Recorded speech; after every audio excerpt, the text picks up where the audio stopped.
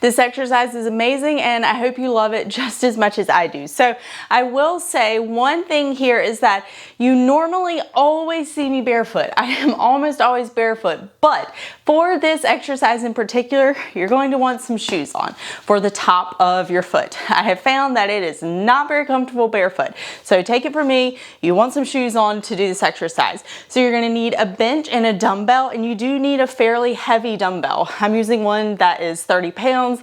I don't think I'd want one that is much lighter than this because it's really kind of helping to anchor you down. So first step here is you are going to sit on your bench like so. You can do it where your back is coming flat to the bench, so you're staying parallel on the bench, but I actually like it a little bit better like this, but you can play around with the other way just so you know. What is happening here is we are going to train our hip flexor, our psoas, in an eccentric fashion. But we want to make sure that we are not already stretching it before we go back. And what do I mean by that? I know this is getting a little bit in the weeds, but hang with me because it's important. So when we go back like this right here, because of our knee staying down and the angle of our hip is not like such, we're getting more stretch on that hip flexor muscle group. What we want to make sure is that as we're going back, that we're not staying in this anterior tilt, because this anterior tilt right here means that that hip flexor is already on stretch. And then as we go back more, it's just going to be stretch, stretch, stretch, stretch, okay? So what you've got to make sure of before you do this is that you posteriorly orient your pelvis just a little bit. Doesn't mean you need to like tuck and squeeze your butt really tight, okay? All you need to do is make sure that you have a tiny posterior tilt and you're good. And you want to keep that posterior tilt the whole time. It's a lot easier said than done, but check in with yourself after each rep. Do you need to tilt back? Because this is an important part of what makes this exercise work. All right, so first step is first. I've got my foot underneath the dumbbell, and I want to make sure that when I pull up on that dumbbell that I can't pick that weight up, okay guys? You can't use a 5-pound dumbbell. All right, now from here, I like to keep my other leg up like such. You're going to exhale, ribs down, deep core up.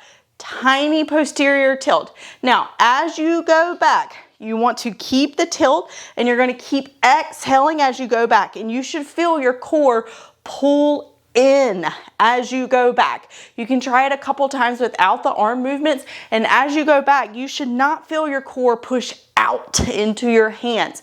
You should be able to exhale and draw in and feel that happen as you come back. Now, as you're coming up, we also want to feel the same thing. It is okay if you feel your core a tiny bit pushing out. It's fine. But know that the goal is really to be able to feel it pulling in as you're going back and then pulling in again as you are coming up. Now, for the arm motion, what we're adding in here is a reach. So we're getting both sides of our rib cage to kind of move along as we are doing this movement, getting some really good thoracic mobility, throwing in some oblique work as well. As you're coming down, you're going to think opposite arm, opposite leg. It's going to feel really weird if you try to do like same arm, same leg. It's just not going to feel right. So think about this just like if you were walking, okay? So we're just kind of letting the arms swing as they naturally would. As you come down, you've got your right leg up, for instance, and I'm going to really reach my left arm forward. Now, what I want to keep in mind is that with this reach, I'm aiming for my shoulder blade to come around my rib cage and really rotate to one side. As you are coming back up, you're going to reach the other way. When you reach, don't do this, okay? And get that shoulder all up into your ear and your face. Don't do that. When you reach, pull your elbow down and back and keep this down, okay? You don't have to lock your shoulder blade back, but you want to keep that shoulder down so that you're actually truly reaching and getting your back engaged as you do so. So remember that we want to let that elbow slide against our waist as we're reaching back, and we're really looking for just rotation of the rib cage while the pelvis is essentially staying still.